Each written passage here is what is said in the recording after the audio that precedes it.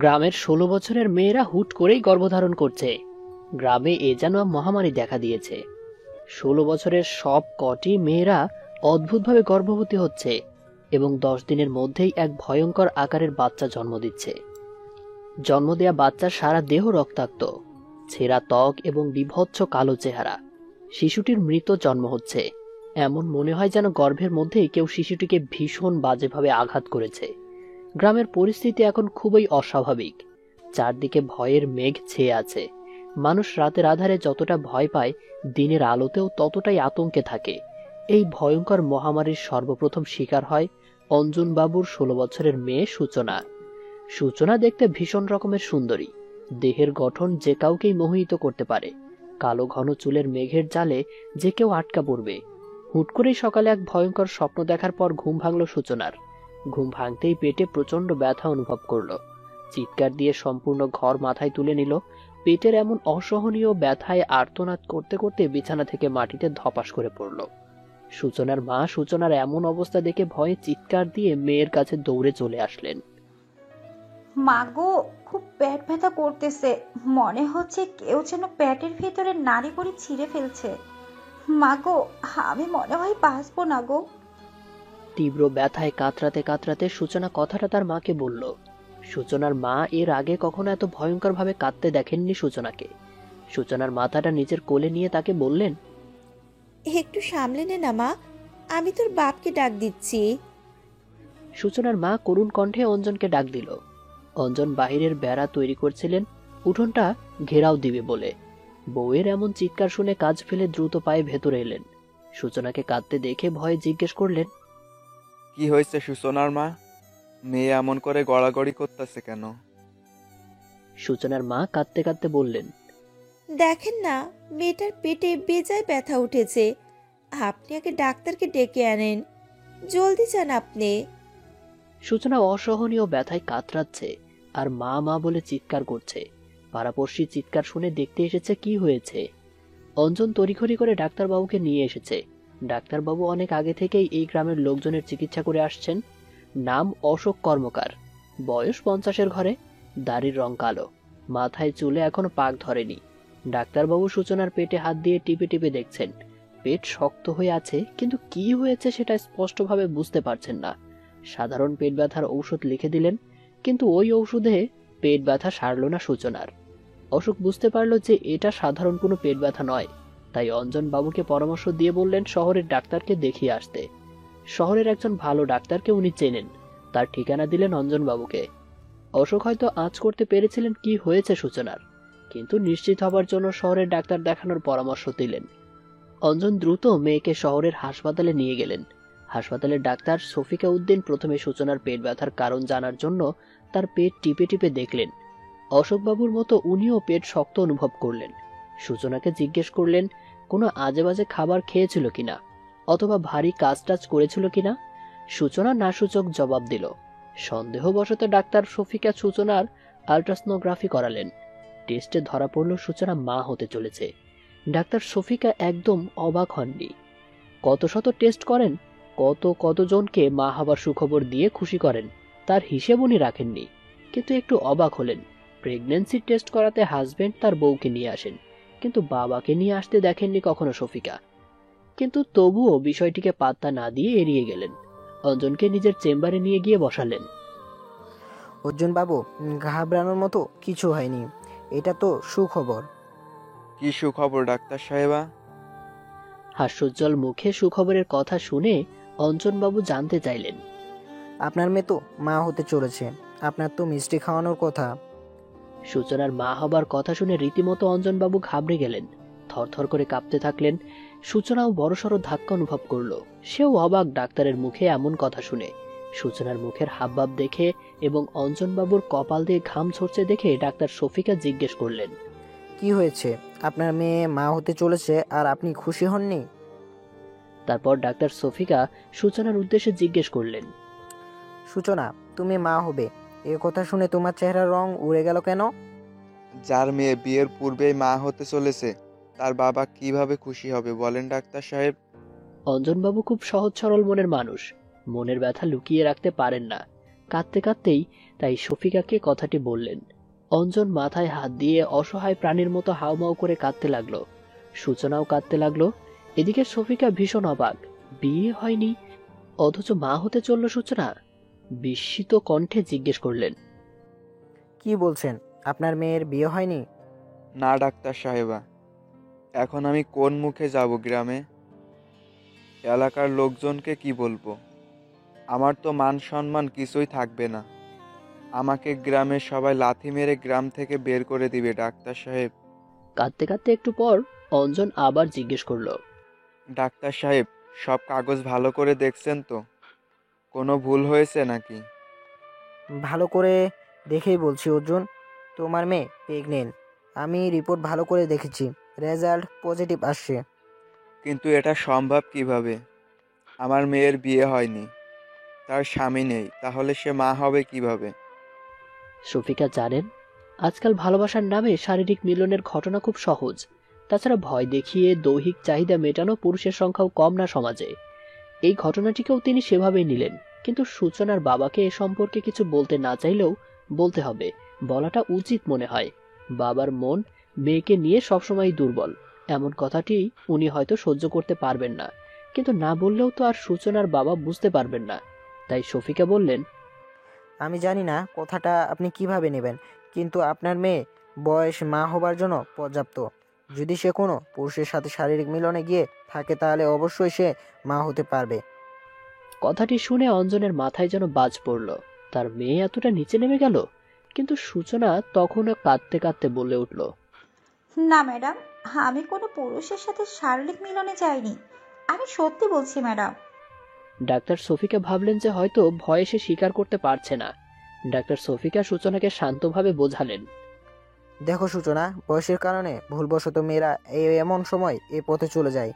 তুমি ভয় না পেয়ে আমাদের সত্যটা খুলে বলো। সূচনা কাঁদতে কাঁদতে বলল, ম্যাডাম, আমার মায়ের দিব্যি খেয়ে বলছি, আমি এমন জঘন্য কাজ করিনি। শফিকা ভীষণ অবাক হলেন। সূচনার কথাই উনি বিশ্বাস করতে পারছেন না। যদি সূচনা সত্য বলছে তাহলে সূচনা গর্ভে সন্তানে ভ্রমণ জন্ম দেওয়ার প্রশ্নই আসে না। তাহলে সূচনা তার মায়ের কি মিথ্যা দিব্যি খেয়েছে? অঞ্জন তার মেয়েকে নিয়ে বাসায় এসেছে। সূচনার মা সেই তখন থেকে অপেক্ষা করছিলেন অঞ্জনের, যখন থেকে সে তার মেয়েকে নিয়ে শহরে গেছে। অঞ্জনের মোবাইলও নেই যে তার সাথে যোগাযোগ করে জানবে মেয়ের অবস্থাটা। তাই অঞ্জনকে দেখে অস্থির হয়ে যায় সে। দৌড়ে এসে জিজ্ঞেস করলো, কি বলছেন ডাক্তার, মেয়ে আমার ঠিক আছে তো? অঞ্জনবাবু রাগে দাঁত কটমট করতে করতে জোরে এক থাপ্পড় দিলেন নিজের মেয়েকে। সূচনা থাপ্পড়ের আঘাতে মাটিতে লুটিয়ে পড়ল।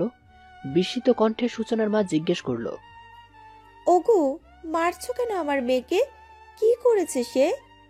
চোখের জল মুছতে মুছতে অঞ্জন বলল, তোমার মেয়ে এই মুখে চুনকালি মেখে দিয়েছে, বুঝলে?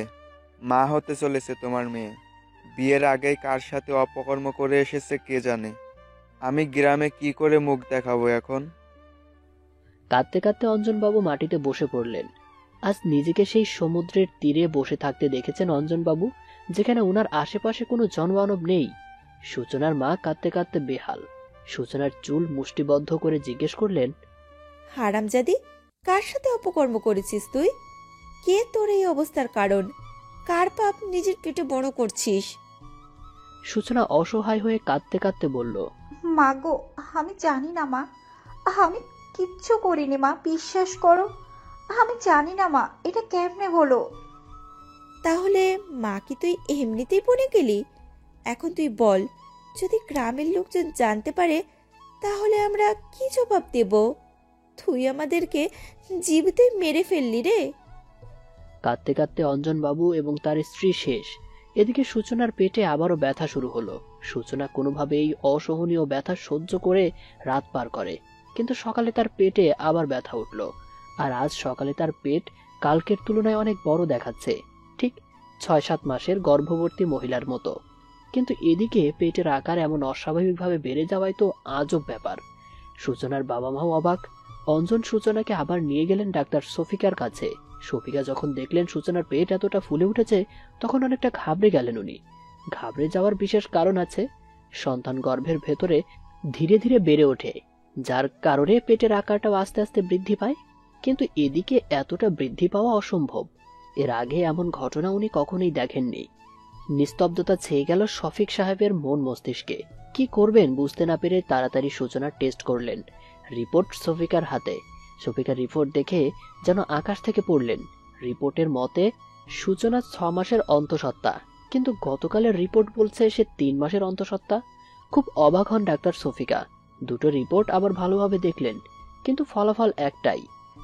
প্রথম রিপোর্টে সূচনা 3 মাসের অন্তঃসত্ত্বা এবং দ্বিতীয় রিপোর্টে অনুযায়ী 6 মাসের অন্তঃসত্ত্বা, কিন্তু একদিনে 3 মাসের ভ্রূণটি 6 মাসের ভ্রমণের মতো বৃদ্ধি, এটা তো অসম্ভব। শফিকা অঞ্জন সাহেবকে সবকিছু বিস্তারিত বললেন। অঞ্জনবাবু এমনিতেই খুব ভয়ে আছেন, এখন এমন কথায় উনি আরো ঘাবড়ে গেলেন। চেহারা ঘামে ভিজে একাকার, চোখ থেকে অঝরে জল পড়ছে। কাঁদতে কাঁদতে অসহায় অঞ্জন শফিক সাহেবকে জিজ্ঞেস করলেন, ডাক্তার সাহেবা, এর কোনো উপায় হয় না? আমি গরিব মানুষ, দুবেলা কম খাই, কিন্তু গ্রামের সম্মান সহিত জীবনযাপন করি। যদি মেয়ের ঘটনা জানাজানি হয়ে যায়, তাহলে মরা ছাড়া আমার কাছে কোনো উপায় থাকবে না ডাক্তার সাহেব। শফিকার মনে অঞ্জনের জন্য মায়া বোধ জাগলো, কিন্তু এখন করার কিছুই নেই। অসহায় হয়ে উনি বললেন, এখন কোনো উপায় নেই অর্জুন বাবু, গর্ভপাত করা খুব বড় অপরাধ। কিন্তু যদিও সূচনা গর্ভপাত করেই, তাহলে সে মারা যাবে, কেননা গর্ভের সন্তান এখন অনেকটাই বড় হয়ে গেছে। আমার কাছে ঘটনাটা একদম সহজ অথবা স্বাভাবিক মনে হচ্ছে না। আপনারা আপনাদের ঈশ্বরকে স্মরণ করুন, উনি হয়তো মুক্তি দিতে পারবেন। শফিকা আন্দাজ করতে পেরেছিলেন এটি ভীষণ অস্বাভাবিক কিছু, কিন্তু এ সম্পর্কে কোনো ইঙ্গিত দেননি অঞ্জনকে। ডাক্তার হয়ে বিজ্ঞানের বিপরীতে গিয়ে কিছু বলাটা ওনার মুখে শোভা পায় না। নিরুপায় হয়ে অঞ্জন ফিরে আসেন গ্রামে। তার স্ত্রীকে সবকিছু খুলে বললেন। দুজন খুব ভয়ানক পরিস্থিতিতে পড়েন, বুঝতে পারছিলেন না কেন এসব হচ্ছে। এভাবেই কয়েকদিন কাটলো। সূচনা প্রতিদিন ব্যথায় কষ্ট পায়, আর্তনাদ করে, কখনো কখনো ব্যথা খুব বেশি করে। সূচনাকে বারবার জিজ্ঞেস করলেও সেই একই কথা বলছে যে সে কিছুই জানে না। কেন কিভাবে তার পেটে এই সন্তান এসেছে সে জানে না। কিন্তু সূচনা তার বাবা মাকে বলল যে সে রাত্রে খুব ভয়ানক একটা স্বপ্ন দেখছিল সেদিন। তারপর যখন ঘুম ভাঙল তখন থেকেই তার পেট ব্যথা শুরু হয়। সূচনার বাবা মা জানতে চাইলেন, কি স্বপ্ন ছিল সূচনা? সূচনা বলল, আমি স্বপ্ন দেখছিলাম কয়েকজন পুরুষেরা মিলে আমাকে মাটিতে ফেলে লাঠি দিয়ে পেটাচ্ছে। তারা সবাই লাঠি দিয়ে আমার পেটে আঘাত করছে। আমি ব্যথায় কাতরাচ্ছিলাম, চিৎকার করে বলছিলাম, আমাকে আর মেরো না, ছেড়ে দাও আমাকে, আমি মরে যাব। কিন্তু কেউ আমার কথা শুনিনি। তারা আমাকে নরপশুর মতো মারছিল। তারপর আমার ঘুম ভেঙে যায় আর আমি পেটের ব্যথা অনুভব করি বাবা। আমি প্রতিটি রাতে এই স্বপ্নটাই দেখি বাবা। স্বপ্নে দেখার পর আমার পেটের ব্যথা অনেক বেড়ে যায়। এই স্বপ্ন সম্পর্কে কোনো ধারণা নেই সূচনার বাবা মায়ের। কেন তার মেয়ে এমন স্বপ্ন দেখে তার কোনো জ্ঞান তাদের নেই। এদিকে গ্রামের প্রায় সবাই জেনে গেছে সূচনার কথা। সবাই মেয়ের চরিত্রের উপর দোষারোপ করে, মন্দ মন্তব্য করে। অঞ্জনবাবুকে রাস্তায় বের হলে খারাপ নেহাত খারাপ কথা শুনতে হতো, গালিগালাজ পর্যন্ত হজম করতে হতো। তাই এখন ঘরের 4 দেয়ালের আড়াল থেকে শুধু কাঁদেন। এভাবেই কেটে যায় 10 দিন। সূচনার পেটে আজ ভীষণ ব্যথা ওঠে। সে কোনোভাবেই ব্যথা সহ্য করতে পারছে না। মেয়ের এমন করুণ অবস্থা দেখে মারাত্মকভাবে ভয় পেয়ে যান তার বাবা মা। কোনোভাবেই তারা সূচনাকে নিয়ন্ত্রণ করতে পারে না। সূচনা শুধু চিৎকার দিয়ে বলছে, তোমরা এটা ঠিক করনি, তোমরা এর ফল অবশ্যই ভোগ করবে। এই অন্যায়ের শাস্তি তোমরা পাবেই পাবে, কেউ রক্ষা পাবে না তোমরা। কিছুক্ষণ পরই সূচনার একটা অদ্ভুত শিশুর জন্ম হয়। জন্ম দিয়েই সূচনা মারা যায়। শিশুটিরও মৃত জন্ম হয়। শিশুটির সারা দেহ রক্তে ভরা, চামড়া খুব বাজেভাবে ছেঁড়া, চেহারা একদম বিভৎস কালো। সূচনার মা বাবা শিশুটিকে দেখে ভয় পেয়ে গেলেন। গ্রামের লোকেরা এসে সে দেখে যাচ্ছিলেন বাচ্চাটাকে। সবাই ভীষণ ভয়ও পাচ্ছিল এমন অদ্ভুত বাচ্চা দেখে। সবাই যা মুখে আসছে তা বলে দিচ্ছে সূচনার বাবা মাকে। কেউ কেউ বলছে সূচনা কোনো ভূত বা পিশাচ ছিল। কেউ কেউ সূচনার বাবা মাকে এই ঘটনার জন্য দায়ী করলেন। অঞ্জন ও তার বউ নীরব হয়ে সব সহ্য করছিলেন। কিন্তু রাত্রে ঘটল ভীষণ বেদনাদায়ক ঘটনা। রাতের আধারে সূচনার বাবা মা ফাঁসি লাগিয়ে আত্মহত্যা করে নেয়। চিরতরে পৃথিবী থেকে চলে যান। গ্রামের লোকজন মনে করেন লজ্জায়, লোকনিন্দার ভয়ে তারা আত্মহত্যা করেন। কিন্তু এই আত্মহত্যা এতটা স্বাভাবিক কোনো বিষয় ছিল না যতটা গ্রামবাসী মনে করেছিলেন। এই আত্মহত্যার পেছনেও ভয়ঙ্কর কারণ লুকিয়েছিল। সপ্তাহ দুয়েক পেরিয়ে যায়। গ্রামের লোকজন সূচনার পরিবার এবং সূচনার সাথে ঘটে যাওয়ার কথা ধীরে ধীরে ভুলে গেলেন। কিন্তু এই 2 সপ্তাহ পর ঠিক একইভাবে স্বপ্ন দেখে আরো 7 জন মেয়ের গর্ভধারণ করে। 7 জন মেয়েই 16 বছরের, আর স্বপ্নটাও সেটাই যেটা সূচনা দেখেছিলেন। কয়েকজন লোক মেয়েগুলোর পেটে সজোরে আঘাত করছে শক্ত শক্ত লাঠি দিয়ে। তারা চিৎকার করে আকুতি মিনতি করে সেই লোকদের কাছে ক্ষমা চায়, তাদেরকে ছেড়ে দেওয়ার জন্য অনুরোধ করেছে। কিন্তু তাদের সব অনুরোধ উপেক্ষা করে লোকেরা মেয়েগুলোকে মেরেই চলেছে। যখন স্বপ্ন ভাঙে, মেয়েরা পেটে প্রচন্ড ব্যথা অনুভব করে, ঠিক সূচনার মতো। ব্যথায় কাতরাতে থাকে, কিন্তু কি হয়েছে, কিভাবে হয়েছে কেউ বুঝতে পারে না। তারপর দিন ঠিক একইভাবে মেয়েগুলোর পেটে অস্বাভাবিক আকার ধারণ করে। মেয়েগুলোর সাথে সাথে তাদের পরিবর্গও ভীষণ ভয় পেয়ে যায়। ডাক্তাররাও ভীষণ অবাক। তাদের চিকিৎসা বিজ্ঞানে এর পূর্বে এমন ঘটনা কখনো ঘটেনি। কোনো দৈহিক মিলন নেই, অথচ মেয়েরা গর্ভবতী হচ্ছে। তাছাড়া গর্ভের সন্তান দিন দিন অস্বাভাবিকভাবে বেড়ে ওঠে। গর্ভবতী মেয়েটা স্বাভাবিকের চেয়ে বেশি ব্যথায় কাতরায়। একটি ভ্রূণ গর্ভের 9 মাসে যে পরিমাণে বৃদ্ধি পায়, এই মেয়েদের ক্ষেত্রে তা হয় মাত্র 10 দিনে। তারপর 10 দিন পর যখন বাচ্চাটা পৃথিবীতে আসে, তখন তার মৃত জন্ম হয় এবং দেহে খুব বিদঘুটে আকৃতির হয়ে যায়। সাথে সাথে গর্ভবতী মেয়েটিও মারা যায়। কিভাবে সম্ভব? বিশেষজ্ঞ ডাক্তারের দলেরা এর উপর বিশদভাবে গবেষণা চালায়, কিন্তু ব্যাখ্যা দিতে পারে না। তাছাড়া সব থেকে অবাক করার কথা হলো, মেয়েগুলোর বাবা মাও আত্মহত্যা করে মারা যায়। সবার আত্মহত্যা করার পদ্ধতি একই, গলায় ফাঁসি দিয়ে। গ্রামের লোকজন খুব ভয়ে এখন দিনানিপাত করছে। গ্রামের এমন অবস্থার খবর এলাকার আশেপাশের গ্রামেও ছড়িয়ে পড়েছে। এমন ভয় ভয় অবস্থা হয়েছে যে অন্য গ্রামের লোকজন এখন এই গ্রামে আসতে ভয় পায়। রাতের আধারে তো দূরের কথা, দিনের আলোতেও কেউ এই ঘর থেকে ও ঘরে বেরোতে পারে না। সবাই এটাকে অশুভ, অলৌকিক শক্তির প্রভাব মনে করছে। কিন্তু এই সমস্যার তো একটা সমাধান চাই। তাই গ্রামবাসীরা সিদ্ধান্ত নিলেন যে তারা তান্ত্রিক ডেকে সমস্যাটির সমাধান করবে। গ্রামের কয়েকজন মিলে পাশের 2 গ্রাম পেরিয়ে একটি গ্রাম থেকে একজন তান্ত্রিককে ডেকে আনেন। উক্ত তান্ত্রিকের যথেষ্ট খ্যাতি আছে। উনি যে কোনো ভূত কিংবা পিশাচ ছাড়াতে দক্ষ। নাম শঙ্কর তান্ত্রিক। গ্রামবাসীরা শঙ্কর তান্ত্রিককে সাথে করে গ্রামে নিয়ে আসেন। গ্রামে প্রবেশ করতেই উনি কেমন যেন অনুভব করলেন। বুঝতে পারলেন এই গ্রামের বায়ু পর্যন্ত দূষিত হয়ে গেছে। তান্ত্রিক গ্রামবাসীকে জানালেন এই গ্রাম এখন অনেক শক্তিশালী দুরাত্মার কবলে। গ্রামবাসীরা উক্ত কথা শুনে ভয় কাঁপতে লাগলেন। তাদের গায়ের লোমগুলো খাড়া হয়ে গেল। কিন্তু শঙ্কর তান্ত্রিক তাদের আশ্বাস দিলেন উনি সব ঠিক করে দেবেন বলে। এতে গ্রামবাসীরা কিছুটা হলেও ভয়মুক্ত হতে পেরেছে। তান্ত্রিক তার ভূত পিশাচ তাড়ানোর কার্যপ্রণালী শুরু করলেন। কিছু বিধিবিধান গ্রামবাসীদেরকেও পালন করার জন্য বললেন। কিন্তু কিছুক্ষণ পর শঙ্কর তান্ত্রিক চিৎকার দিয়ে উঠে পড়লেন। ভয়ের ছাপ ওনার চোখে মুখে লেপ্টে রয়েছে।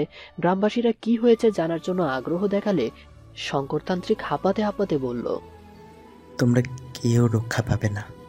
এসব তোমাদের পাপের ফল, তোমাদের অন্যায়ের শাস্তি। কেউ বাঁচতে পারবে না। ধ্বংস হয়ে যাবে এই গ্রাম। সে ধ্বংস হবে করার জন্যই এসেছে তোমাদের মাঝে। সে ধ্বংস করার জন্য এসেছে মানে কে এসেছে?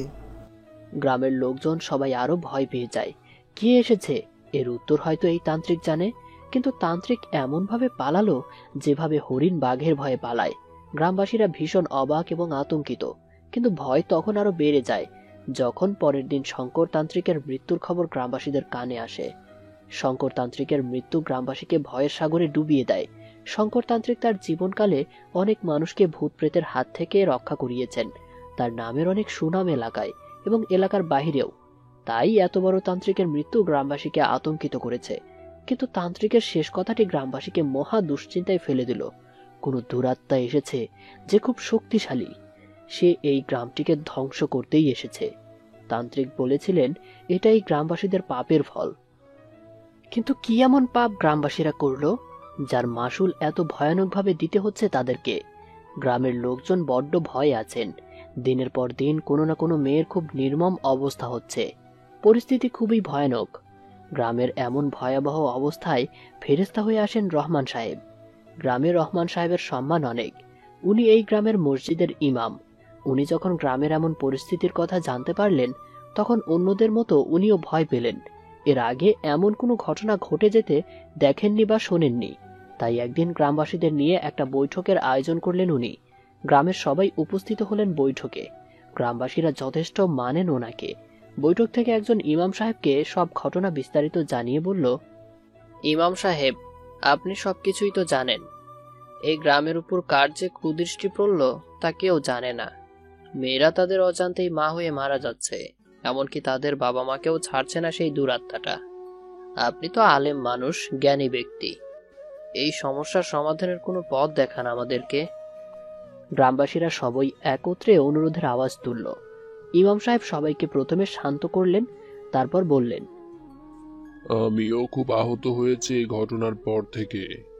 কখনো ভাবিনি আমাদের এই গ্রামের উপর এমনভাবে ধ্বংসযজ্ঞ শুরু হবে। কিন্তু সৃষ্টিকর্তার উপর সর্বদা বিশ্বাস রাখতে হয়। উনি তো সবকিছু করেন। উনি নিশ্চয়ই এর কোনো উপায় রেখেছেন। আমি একজন পীর সাহেবকে চিনি। উনি খুব বিজ্ঞ এবং দক্ষ মানুষ। অনেক কিছু জানেন উনি। হয়তো উনি আমাদেরকে এই বিপদ থেকে বের করতে পারবেন। যদি আপনারা সবাই বলেন, তাহলে কালই আমি এই গ্রামের পরিস্থিতি সম্বন্ধে জানাবো। উনি হয়তো নিরাশ করবেন না। আপনারা কি সবাই একমত? মৃত্যু যখন সামনে, মানুষ তখন বাঁচার জন্য ছটফট করে ওঠে। গ্রামের সবাই ইমাম সাহেবের মত জানালেন। ইমাম সাহেব ওনাদেরকে বললেন, কিন্তু পীর সাহেবকে পাওয়াটা সহজ না। ফোন যোগে ওনার সাথে যোগাযোগ করা অসম্ভব। উনি এসব ব্যবহার করেন না। তবে হ্যাঁ, কয়েকজন মিলে ওনার গ্রামে গেলে উনি আমাদেরকে ফিরিয়ে দিবেন না। তাই আমার সাথে কাল কয়েকজন পীর সাহেবের গ্রামে যেতে হবে। আপনারা কে কে যাবেন? গ্রামবাসীদের মধ্যে থেকে 5 জন প্রস্তুত হলেন ইমাম সাহেবের সাথে যেতে। ইমাম সাহেব আবারও আশ্বাস দিয়ে বললেন, আপনারা আপনাদের সৃষ্টিকর্তার উপর আস্থা রাখেন। মালিক সব ঠিক করে দিবেন ইনশাআল্লাহ। পরদিন ইমাম সাহেব এবং গ্রামের 5 জন লোক মিলে পীর সাহেবের কাছে গেলেন। পীর সাহেবের ঘর দেখে সবাই বেশ অবাক। গ্রামের সবকটি ঘরই দেখতে বেশ সুন্দর এবং উন্নত, কিন্তু পীর সাহেবের ঘর সেই আগের ঘরগুলোর মতোই বাঁশের বেড়া দিয়ে তৈরি। ইমাম সাহেব অবশ্য আগে 2-1 বার প্রয়োজনে এখানে এসেছেন, তাই উনার কাছে সব পরিচিত। ইমাম সাহেবের সাথে 5 জন লোককে দেখে পীর সাহেব তাদের বসতে বললেন। পীর সাহেব ইমাম সাহেবকে তো চেনেন, কিন্তু এই 5 জনকে চেনেন না।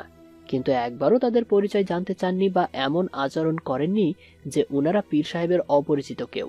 গ্রামবাসীরাও এটা নিয়ে ভাবেননি বা অবাক হননি, কিন্তু গ্রামবাসীরা তখন খুব অবাক হন যখন পীর সাহেব বললেন, তোমরা ভাবছো গ্রামের ঘরগুলো এত সুন্দর, কিন্তু পীর সাহেবের ঘর কেন এমন বাঁশের বেড়া দিয়ে তৈরি? আমার তো ঘর পরিবার সব পরম করুণাময় আল্লাহকে নিয়েই। ওনাকে ছাড়া এই পৃথিবীতে আমার কেউ নেই। উনি হলেন সবার বাবা মা। আপনাদের চেহারায় ভেসে ওঠা ভয়ের জলছাপ আমি দেখতে পাচ্ছি। এই ভয়ে আপনাদেরকে এখানে এতদূর টেনে নিয়ে এসছে। পীর সাহেবের কথা শুনে লোকগুলো একদম হতভম্ব হয়ে গেল। পীর সাহেবের তো সব জানার কথা না, কেউ তো ওনাকে জানায়নি। পীর সাহেব গ্রাম থেকে আসা লোকজনের চেহারা বিস্ময়ের চিহ্ন দেখে একটু মুচকি হেসে বললেন, অবাক হবেন না, আল্লাহ আমাকে ওনার অশেষ মেহেরবানি করে কিছু ক্ষমতা দিয়েছেন। আপনারা কেন এসছেন তা আমি জানি। ইমাম সাহেব জানেন পীর সাহেবের ক্ষমতা, তাই উনি অবাক হলেন না মোটেও। সরাসরি সমস্যার কথা তুলে ধরলেন। পীর সাহেব, গ্রামের উপর আসা বিপদের খবর তো আপনি জানেনই। আমরা কেউই এই সমস্যার উৎপত্তি কিভাবে হলো আর সমাধান কিভাবে তা বুঝতে পারছি না। তাই আপনার নিকট শরণাপন্ন হয়েছি। আপনি পারেন আমাদেরকে এখন এই বিপদের হাত থেকে রক্ষা করতে। জ্ঞানী ব্যক্তিরা বিপদে অস্থির হয়ে নিয়ন্ত্রণ হারিয়ে ফেলেন না, পীর সাহেবের প্রমাণ দিলেন। পীর সাহেব মধুর গলায় চেহারায় একটু হাসি এনে বললেন, সব আল্লাহর কাছে ইমাম সাহেব, আমরা করার কেউ না, সব উনিই করেন। আপনারা যতটা সহজভাবে নিয়েছেন বিষয়টাকে, আসলে বিষয়টা ততটাই জটিল এবং বিপজ্জনক। ভাবছেন কোনো ভূত পিশাচের কাজ, এটা ঠিকই ভাবছেন, কিন্তু এটা এতটাই শক্তিশালী দুরাত্মা যে এর সাথে লড়াই করা সহজ কথা না। পীর সাহেবের কাছে এসে ওনারা অলৌকিক ক্ষমতা দেখে লোকদের মনে একটা আশার প্রদীপ জ্বলে উঠেছিল, কিন্তু পরক্ষণে এমন বাক্য শুনে প্রদীপ প্রায় নিভু নিভু অবস্থায়। লোকগুলোর মনের এখন এমন অবস্থা পীর সাহেব আন্দাজ করে নিলেন। বললেন, আগেই বলেছি সবকিছুর মালিক আল্লাহ তাআলা, তাই ওনার ওপর ভরসা রাখুন। আমি আমার সর্বোচ্চ চেষ্টা করব আপনাদের গ্রামের মানুষদেরকে রক্ষা করার। ইমাম সাহেব মনোযোগ দিয়ে শুনছিলেন ওনার কথাগুলো, কিন্তু এই অভিশাপ কেন ওনার গ্রামকে গ্রাস করছে সেটা জানার খুব ইচ্ছে জাগলো ইমাম সাহেবের মনে। উনি পীর সাহেবকে বললেন, ঠিক বলেছেন পীর সাহেব, আল্লাহই সবকিছুর মালিক। কিন্তু পীর সাহেব, আমাদের গ্রামে এরকম তো আগে কখনোই ঘটেনি, তাহলে এখন এমনটা কেন হচ্ছে? কেন গ্রামের মেয়েরা হুট করে এভাবে সন্তান জন্ম দিচ্ছে? পীর সাহেব নিশ্চুপ হয়ে বসে রইলেন। কিছুক্ষণ পর একটা দীর্ঘশ্বাস ছেড়ে বললেন, এটা গ্রামবাসীদেরই পাপের ফল। লোকজনেরা পীর সাহেবের কথায় ভীষণ অবাক। কোন পাপের কথা বলছেন পীর সাহেব? মনে সবার একই প্রশ্ন। সেই 5 জন লোক এবার একসাথে জিজ্ঞেস করে উঠলেন, বাবা, কোন পাপ? ঠিক 20 বছর আগে আপনারা কয়েকজন মুরব্বীরা মিলে একটা বিচার করে দিয়েছিলেন আপনাদের এই গ্রামের একটা মেয়েটার সাথে জোরপূর্বক অপকর্ম করা করেছিল আপনাদের এই গ্রামের প্রভাবশালী বাপের কয়েকজন ছেলেরা, মনে আছে? বিচারকদের মধ্যে থেকে একজন ব্যক্তি এখানে এসেছেন। 5 জন লোকের মধ্য থেকে একজন বলল, আমি ছিলাম বিচারক। আপনার নাম রবিন? লোকটা যথেষ্ট অবাক হলো, কেননা রবিন তারই নাম। কিন্তু এতক্ষণে সে পীর সাহেবের ক্ষমতা আন্দাজ করতে পেরেছে, তাই নিজেকে স্বাভাবিক করে বলল, আমি রবিন। বিচারের সেই দিন আমিও রায় দিয়েছিলাম। জানি, ঘটনাটা পুরোপুরি আমিই জানি, শুধু তবুও আমি আপনার মুখে শুনতে চাই সম্পূর্ণ ঘটনা। একদম শুরু থেকে শেষ পর্যন্ত বলবেন কি হয়েছিল। রবিন বলতে শুরু করলো সেই অতীতের ঘটনাটুকু পীর সাহেবের কাছে। মেয়েটার বাবার নাম ছিল রতন, আর মায়ের নাম ছিল সুমা। তার একটাই মেয়ে ছিল উর্মি, দেখতে খুব সুন্দর এবং বিয়ের উপযুক্ত। মা বাবা ছিলেন নেহাত গরিব, সমাজে ছিল তারা নিচু জাতি। তো একদিন সেই মেয়ে ও তার মা বাবা কাঁদতে কাঁদতে গ্রাম প্রধানদের কাছে, অর্থাৎ আমাদের কাছে নালিশ নিয়ে আসলো। আমরা 10 জনের একটা কমিটি ছিলাম, বিচার আচার আমরা সমাধান করতাম। তো মেয়েটার ভাষ্যমতে তার সাথে 6 জন ছেলে মিলে নাকি তাকে ধর্ষণ করেছিল। আবার সেই 6 জন ছেলের মধ্যে একটা ছেলে নাকি তাকে ভালোবাসত, যার সন্তান তার গর্ভে ছিল। আপনি হয়তো এটাও জানেন যে ছেলেগুলোর মা বাবা কে ছিল। পীর সাহেব মাথা নাড়ালেন। মেয়েটার দেহের কাপড় চোপড় ছেঁড়া ছিল, প্রায় অর্ধনগ্ন ছিল মেয়েটা। তো আমাদের মধ্যে একজন একটা চাদর দিল তার শরীরটা ঢাকার জন্য। মেয়েটার বাবা তখন কাঁদতে কাঁদতে বলল, চাদর দিয়ে শরীরটা তো ঢাইকা দিবেন, কিন্তু আমার ইজ্জতটা কি ফেরত আসবো? আপনারা আমার সঠিক বিচার করিয়া দেন, ওই ছেলেগুলোর শাস্তি দেন। তার মা বাবা কেঁদে কেঁদে পুরো এলাকা ভাসিয়ে দিচ্ছিল। পরের দিন আমরা ছেলেগুলোকে বিচারে আসার জন্য বলি। মেয়েটা যে ছেলেটার নাম নিয়েছিল তাদেরকেই ডেকে আনা হয়। তাদেরকে জিজ্ঞাসা করা হয় মেয়েটা যা কিছু বলছে তা কি সত্য। তখন 6 জন ছেলের মধ্যে থেকে সুজন যা বলল তা ছিল এমন। আমরা এই বিষয়ে কিন্তু কিছুই জানি না, কিন্তু আমি মেয়েটাকে পছন্দ করতাম। একদিন আমি শুনতে পাই মেয়েটার সম্পর্ক ছিল কোনো এক ছেলের সাথে, আর ওই ছেলেটারই বাচ্চা তার পেটে। কিন্তু এখন নাকি ওই ছেলেটা অস্বীকার করে, সে নাকি এই মেয়েটাকে বিয়ে করবে না। তাই উর্মি, এমনকি তার বাবা মা আমাকে ফাঁসানোর জন্য তার মেয়ের বিয়ে যেন আমার সাথে দিতে পারে, এই জন্যই এই ষড়যন্ত্র আঁটছেন। কথাগুলো শুনবার পর আমরা উর্মির মা বাবাকে জিজ্ঞাসা করলাম। তারা বলল, আমরা বিন্দুমাত্র মিথ্যে বলছি না। আমরা যদি সহজের বিরুদ্ধে ষড়যন্ত্র করতাম তাহলে এতজন ছেলের উপর দোষারোপ কেন করতাম বলেন? তখনই সুজয় দাঁড়িয়ে বলল, তোরা নিচু জাতের হলে কি হয়েছে, বুদ্ধিতে আমাদের থেকে 2 কদম এগিয়ে। তোরা তোদের কথাকে জোর দেওয়ার জন্য আমাদেরকে ফাঁসাচ্ছিস। রতন আর সুমা কাঁদতে কাঁদতে ভাসিয়ে দিচ্ছিল। আমরা উর্মিকে ধমক দিলাম, ভয় দেখালাম, কিন্তু সেও একই কথা বলছিল। আমরা কোনো সিদ্ধান্তে পৌঁছাতে পারছিলাম না। তারপর আমরা সেই ছেলেদেরকে জিজ্ঞাসা করি যে মেয়েটা যে সময়ে তাকে ধর্ষণ করার কথা বলছে ওই সময় তারা কোথায় ছিল। ছেলেরা সবাই একই সাথে থাকে, তারা পরস্পর বন্ধু। তারা সবাই বলল কোনো এক হোটেলে তারা আড্ডা দিচ্ছিল তখন। আমরা তারপর হোটেলের মালিককে ডেকে জিজ্ঞাসা করলাম, সেও তাদের পক্ষে মত দিল। কিন্তু মেয়েটা হোটেলের মালিককেও মিথ্যা বলছে বলে দোষারোপ করলো। কিন্তু মিথ্যে বলে তো আর কোনো ফায়দা হওয়ার কথা না, তাহলে সে মিথ্যে কেন বলবে? কিন্তু উর্মি নামের মেয়েটার লাভ ছিল মিথ্যা বলে। সে যাকে নিজের গর্ভের সন্তানের বাবা বলে দাবি করেছিল সে ছিল এলাকার একজন বিশিষ্ট ব্যবসায়ীর ছেলে। তার বউ হতে পারলে সে রানীর মতো থাকতো। তাই সেই হোটেলের মালিকের কথা অনুযায়ী আমরা মেয়েটাকে কঠোর শাস্তি প্রদান করি। মেয়েটা তার মা বাবার সাথে আত্মহত্যা করে মরে যায়। পীর সাহেব মনোযোগ দিয়ে শুনছিলেন কথাগুলো। একটু মুস্কি হেসে পীর সাহেব ইমামের দিকে মুখ করে বললেন, শুনছেন ইমাম সাহেব? ইমাম সাহেব 10 কি 12 বছর হবে এখানে ইমামের কাজ করছেন। আগে অন্য এক জায়গায় ছিলেন। ইমাম সাহেব বললেন, জি, কিন্তু আপনার রহস্যময়ী হাসির পেছনের কারণটা বুঝতে পারিনি। পীর সাহেব আর একটু হাসলেন। তারপর রবিনের দিকে তাকিয়ে বললেন, রবিন সাহেব, আমি আগেই বলেছিলাম আমি সব জানি। আপনি যা বলেছেন ঠিকই বলেছেন, কিন্তু অসম্পূর্ণ বলেছেন। কথাটা শুনেই রবিনের মুখ বেঁকে গেল। পীর সাহেব বললেন, আমি সম্পূর্ণ করছি ঘটনাটা। যে ছেলেগুলোর উপর উর্মি দোষারোপ করেছিল তাদের বাবারা মিলে বিচারের আগের দিন আপনাদেরকে 1 লক্ষ টাকা নগদ দিয়েছিল এবং বলেছিল যেভাবে হোক তাদের ছেলেদের উপর যেন কোনো দোষ না আসে। বাস্তবে ছেলেরা ঠিকই মেয়েটার সাথে কুকর্ম করেছিল, কিন্তু আজও গ্রামের মানুষেরা জানে না যে আপনারা টাকার জন্য ইমান বিক্রি করে দিয়েছিলেন। একটা মেয়ে কখনো নিজের ইজ্জত নিয়ে এত লোকের সামনে মিথ্যে বানোয়ার দোষারোপ করতে আসবে না। আজ সেই মেয়েটাই তার সাথে হওয়া অন্যায়ের প্রতিশোধ নিতে এসছে। রবিন মাথা নত করে মাটির দিকে তাকিয়ে রইল। তখন ইমাম সাহেব পীর সাহেবকে জিজ্ঞেস করলেন, কিন্তু পীর সাহেব, গ্রামের সবাইকে কেন মেয়েটা মেরে ফেলতে চায়? দোষ তো এই 10 জন গ্রাম প্রধানরা করেছেন। বিচার শেষে মেয়েটাকে গ্রামের লোকজন অনেক মারধর করেন। মেয়েটার সাথে পেটের বাচ্চাটাও তখন আঘাত পেয়ে পেটের ভিতরেই মারা যায়। তাই গ্রামের প্রতিটা মানুষ তার নজরের শত্রু, বেঈমান। কিন্তু পীর সাহেব, এই মেয়েগুলোর তো কোনো দোষ নেই যারা এসবের শিকার হচ্ছে। দোষ তো উর্মিরও ছিল না, কিন্তু তাকেও তো অন্যায়ের শিকার হতে হয়েছে। উর্মির সাথে যখন এসব ঘটে তখন সে মাত্র 16 বছরের ছিল। তাই সে প্রতিটি 16 বছরের মেয়েকে এভাবে কষ্ট দিচ্ছে যেভাবে সে নিজে পেয়েছে। যে 7 জন এই কয়েকদিন এভাবে মারা গেছে তাদের মধ্যে 5 জনই ছিলেন 5 জন গ্রাম প্রধানের মেয়ে। পীর সাহেব এবার রবিনের দিকে তাকিয়ে বললেন, তোমার মেয়েও তো এবার 16 বছর প্রবেশ করেছে নাকি? রবিন কথাটা শুনেই ভয় পেয়ে যায়। তার মেয়েও এবার 16তে পা দিয়েছে। রবিন ভয়ে পীর সাহেবের পায়ে গিয়ে পড়ে আকুতি মিনতি করে বলে, পীর সাহেব, আমাকে মাফ করে দেন। আমি লোভের বশে এত বড় পাপ করে ফেলেছি, কিন্তু আমার মেয়ের তো কোনো দোষ নেই।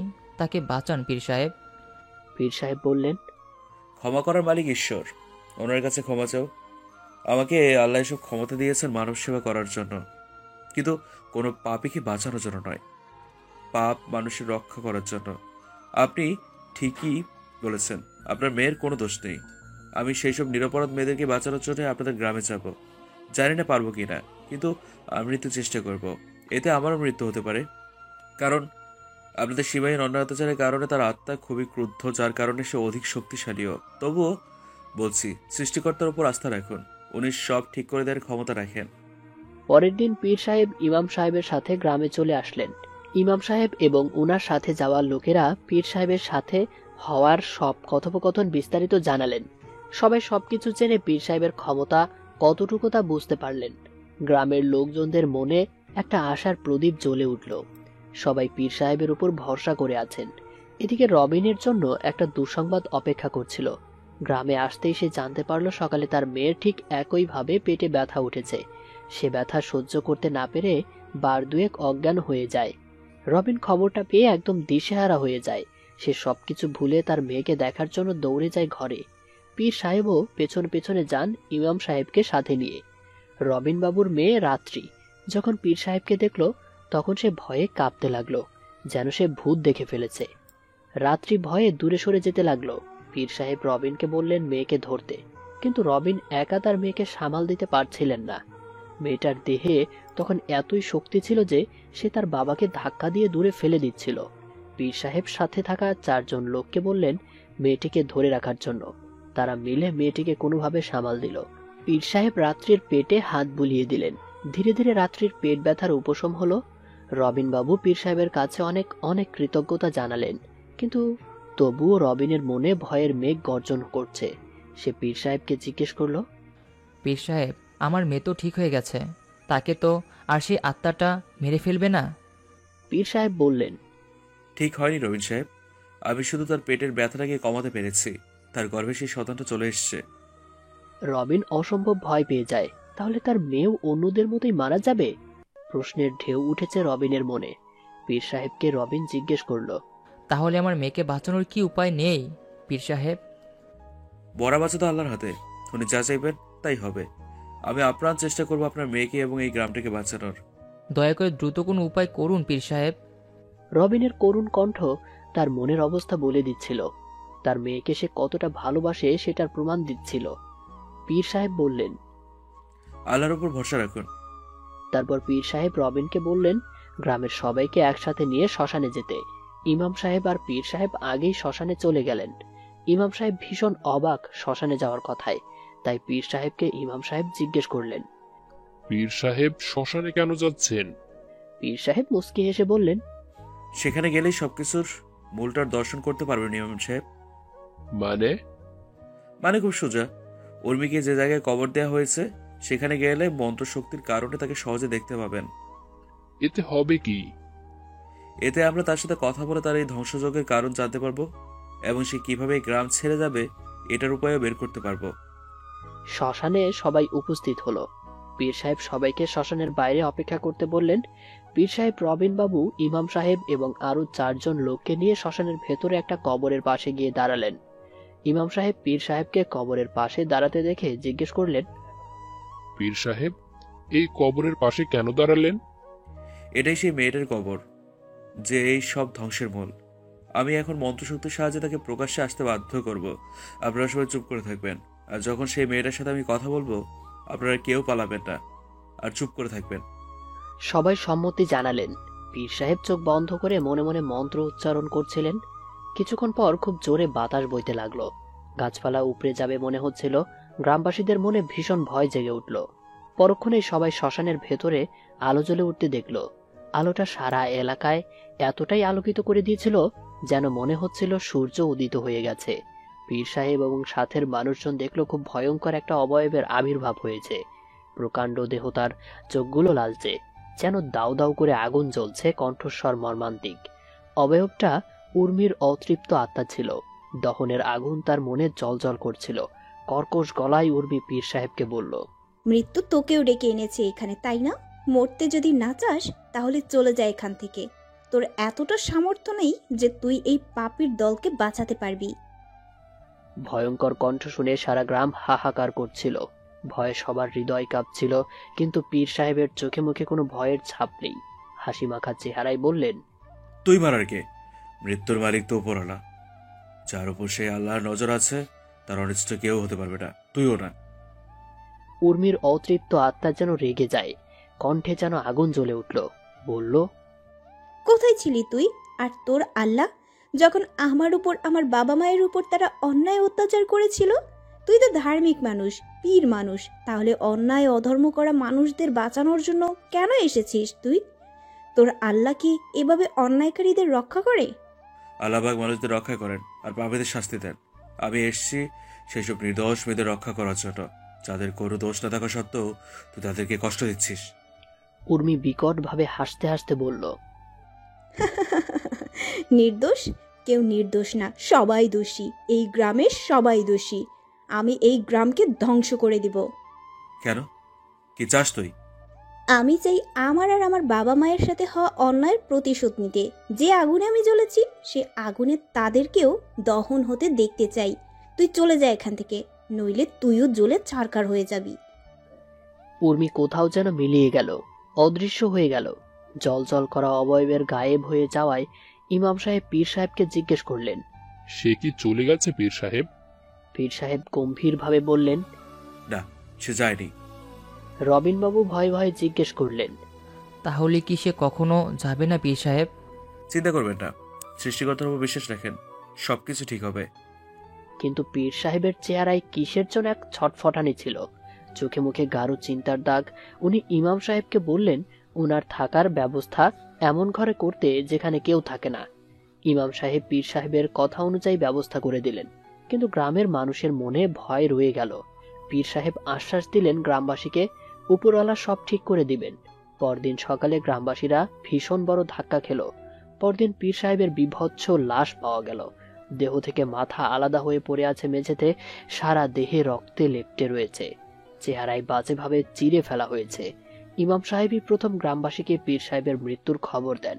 পীর সাহেবের হাত থেকে একটা চিঠি পাওয়া যায়, যেটা তিনি নিজেই মারার পূর্বে লিখেছেন। কিন্তু পীর সাহেবের মৃত্যুর খবর শুনে গ্রামের সবাই প্রায় আশাহত হয়ে পড়ে। এদিকে চিঠিটা আরো অবাক করে দেয় গ্রামবাসীকে। পীর সাহেবের মৃত্যু সবাইকে ভেতর থেকে কাঁপিয়ে দিল। সবার একমাত্র আশার আলো পীর সাহেবের মারা যাওয়ায় নিভে গেল। এবার বুঝি গ্রামটা ধ্বংস হবে, সেটা নিশ্চিত। কিন্তু পীর সাহেবের হাত থেকে একটা চিঠি পেলেন ইমাম সাহেব। চিঠিটা পীর সাহেবের মরার পূর্বে নিজের হাতে লিখেছেন। চিঠিতে পীর সাহেব লিখেছেন, ইমাম সাহেব, আপনার কাছে আমি এমন একটা ঘরের ব্যবস্থা করতে বলেছিলাম যেখানে আমি ব্যতীত কেউ থাকবে না।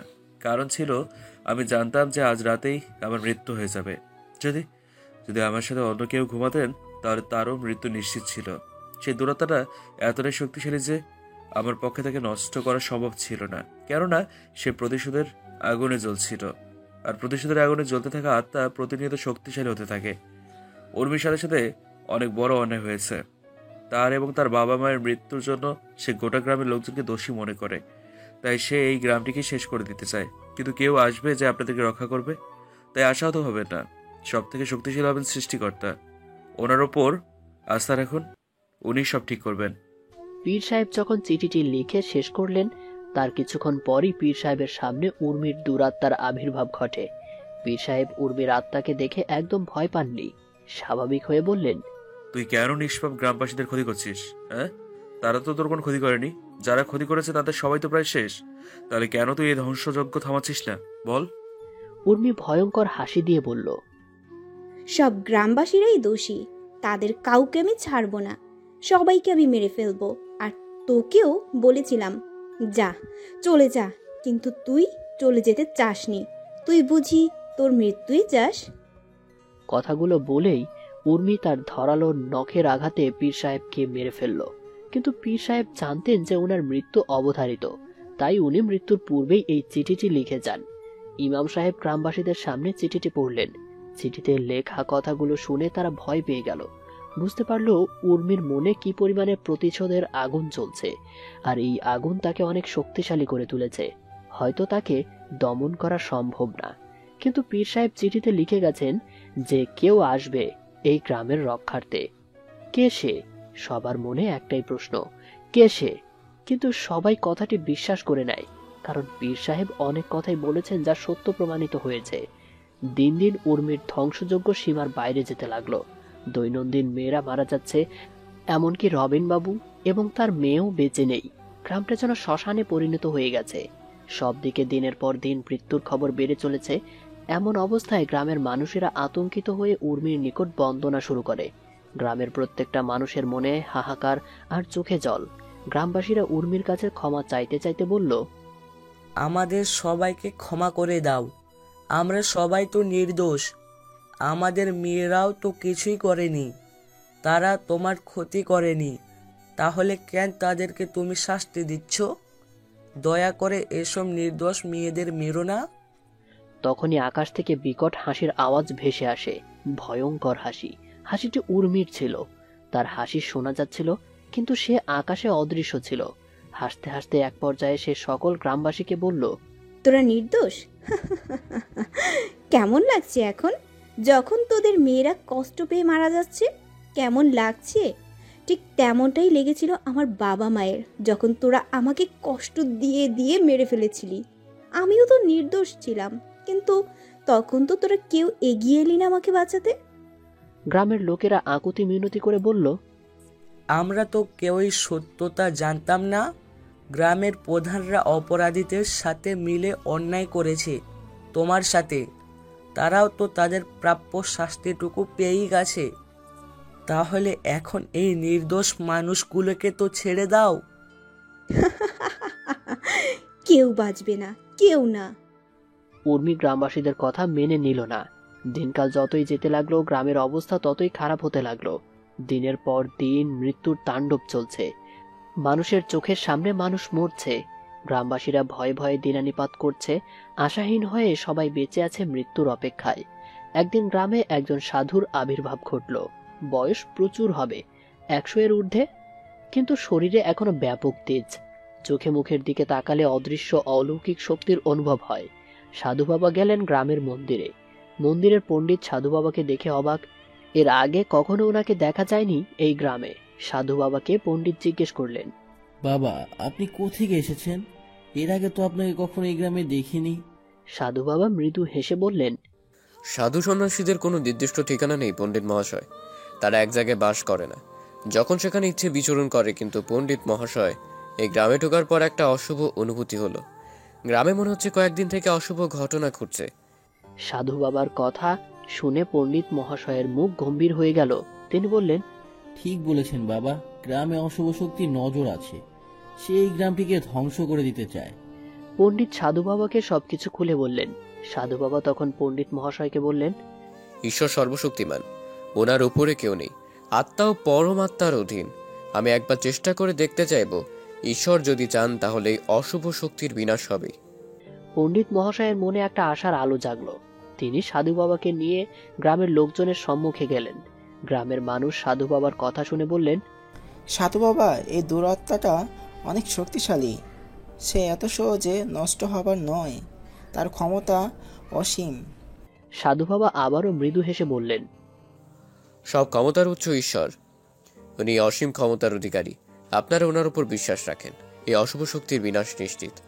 গ্রামের মানুষের মনে সাধু বাবার কথাগুলো জায়গা করে নিল। সবাই আবারও বিশ্বাসী হলেন। সাধু বাবা মন্দিরে গেলেন সকল গ্রামবাসীদেরকে নিয়ে। তারপর সাধু বাবা পণ্ডিত মহাশয়ের সাহায্যে একটা যজ্ঞের আয়োজন করলেন। শুরু হলো সেই অশুভ শক্তির আহ্বান। যজ্ঞ শুরুর কিছুক্ষণ পরপরই চারিদিকে বিকট হাসির আওয়াজ ভেসে উঠল। হাসির প্রতিধ্বনি এতটাই জোরালো ছিল যে গ্রামের কোনা কোনায় আওয়াজ ছড়িয়ে পড়ল। গ্রামবাসীরা আরেকবার উর্মির অশুভ অবয়বকে দেখতে পেল। উর্মির অশুভ আত্মাটি হাসতে হাসতে বলতে লাগলো, এখন তুই এসেছিস আমাকে বিনাশ করবি বলে? তুই জানিস না তোর আগেও একজন এসেছিল। সে ভেবেছিল আমাকে ধ্বংস করে দিবে। সে নিজেই নিজের মৃত্যুর দিকে দৌড়াচ্ছিল। আমি তাকে বলেছিলাম চলে যেতে, কিন্তু সে যায়নি। তাই চিরকালের জন্য তাকে যেতে হলো। তুইও বাঁচবি না। সাধু বাবা হাসলেন, বললেন, সব জানি। সে পীর সাহেবের কথা সবকিছুই আমার জানা। কিন্তু তুই জানিস না যে পীর সাহেবকে মেরে তুই নিজের ধ্বংসের বীজ বপন করেছিস। প্রতিশোধের আগুনে জ্বলতে জ্বলতে তুই অনেক শক্তিশালী হয়ে উঠেছিস, কিন্তু নির্দোষ মানুষের প্রাণ নিয়ে তুই নিজেকেই শক্তিহীন করছিলি।